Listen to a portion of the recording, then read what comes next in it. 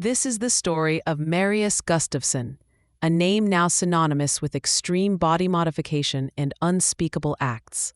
He was a Norwegian national operating far from his home country. His base of operations was primarily located in England. Here, he earned a chilling moniker. He became known as the Eunuch Maker. In 2024, the legal system delivered its verdict. Gustavson was sentenced to life in prison. His enterprise was not merely illegal. It was described in court as a gruesome and grisly body modification service. It was a business built on pain and violation. Give a like and subscribe. Leave a comment. Gustavson operated without any medical credentials. He possessed no formal training in surgery or medicine. His services were advertised openly. He used an online platform, a dedicated website, to solicit clients. The procedures he offered were extensive and horrific. They went far beyond conventional body art. He performed castrations. This was a central part of his grim repertoire. Other procedures included limb freezing. This caused severe and lasting damage. He also undertook tissue removal. This involved excising parts of the body. Nipple removal was another service offered. It was part of a pattern of extreme alteration. Penis amputation was also performed. This represented a profound and irreversible mutilation. He used tools like Burdizzo clips. These are instruments typically used for castrating livestock. Needles were inserted into genitalia. This was another method of inflicting pain and damage. His tools were often rudimentary. He reportedly used kitchen knives for surgical procedures. Some victims were branded. Gustavson marked them with his initials, EM. The procedures were not conducted in secret. Gustavson live-streamed these acts of mutilation. He cultivated an audience for his work. This audience numbered approximately 20,000 subscribers. Subscribers paid for access. They engaged in what were termed pay-per-view mutilations. This gruesome business was highly profitable. Gustavson amassed a significant sum of money. He earned nearly £300,000 from these activities. This was the financial motive behind the horror. These earnings were accumulated over several years. The period spanned from 2017 to 2021. The horror did not end with the procedures. What Gustavson did afterward was profoundly disturbing. Prosecutors revealed evidence of cannibalism. This added another layer of depravity to the case. He prepared human body parts. Specifically, he prepared human testicles. These were reportedly served as part of a salad. This detail emerged during the trial. Various body parts were stored. He kept them in a refrigerator. These stored parts served a purpose for Gustavson. He kept them as trophies. The victims came from various backgrounds. Some were tragically young. Victims included individuals as young as 16. This highlights the vulnerability of those targeted. Gustavson was involved in numerous procedures. The court heard evidence of at least 22 separate instances. Victim testimony provided insight into their state of mind. One victim described feeling mesmerized initially. However, this feeling did not last. The same victim later expressed deep regret for the procedure. The victim's perspective shifted dramatically. He ultimately called Gustavson a lunatic. Gustavson's enterprise eventually ceased. He was detained after its closure in 2021. Facing overwhelming evidence, he entered guilty pleas. He pleaded guilty to multiple serious charges. Among the charges were 5 counts of causing grievous bodily harm with intent. This reflected the severity of the injuries inflicted. He also pleaded guilty to making an indecent image of a child. This was a separate, disturbing offense. Further charges included 4 counts of distributing indecent images of a child. This indicated a wider dissemination of illegal content. He was also charged with possessing extreme pornographic images. These images depicted acts of violence and mutilation. Finally, he pleaded guilty to possessing criminal property. This related to the money earned from his illegal activities. The sentencing hearing determined his fate. Gustavson received a life sentence.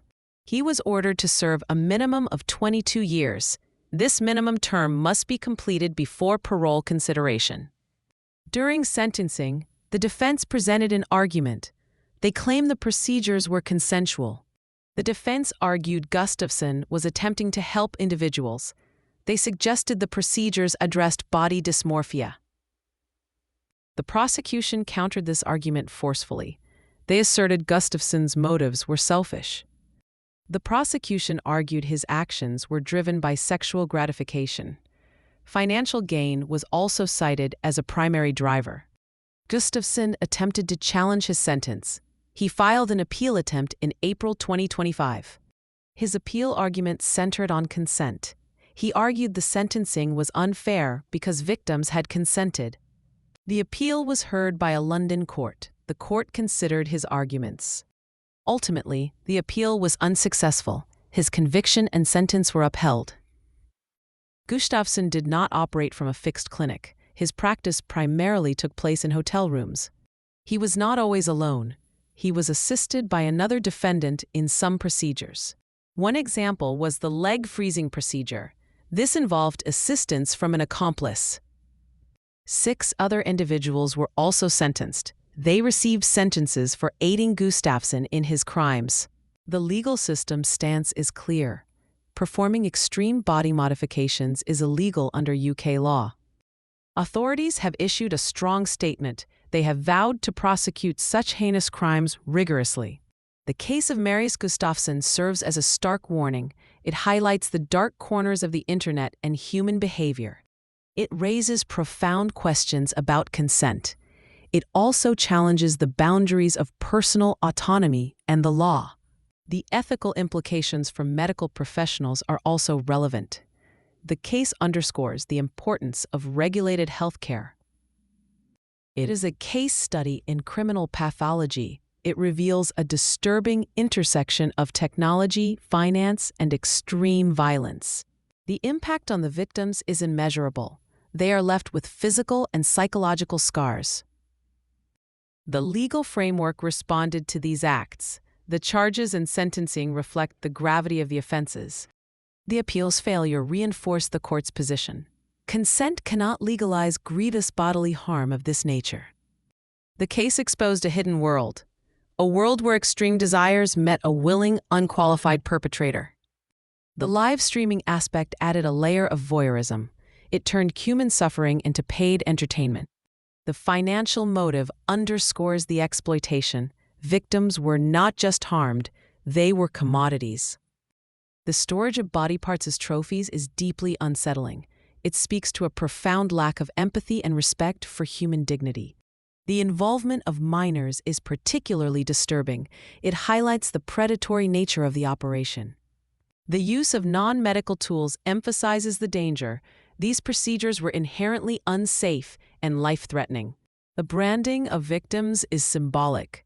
It represents a claim of ownership and control over another person's body. The case prompted a significant police investigation. It required extensive work to uncover the full scope of the operation. The prosecution's success in securing convictions was crucial. It ensured accountability for the perpetrators. The sentences for the co-defendants also sent a message.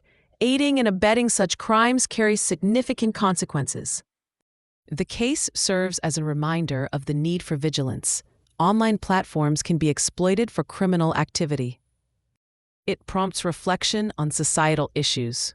Why do individuals seek such extreme modifications? What responsibility do platforms have? Should they do more to identify and shut down such content? The Eunuch Maker case is a dark chapter. It is a testament to the depths of human depravity. It stands as a chilling example of criminal enterprise, an enterprise built on mutilation, exploitation, and horror. The legal outcome provides a measure of justice, but the scars, both physical and psychological, remain. The story of Marius Gustavson is a cautionary tale. It is a story that should disturb and inform. It forces us to confront uncomfortable truths about the human body, consent, and the law, and about the capacity for cruelty, a capacity chillingly demonstrated by the Eunuch Maker.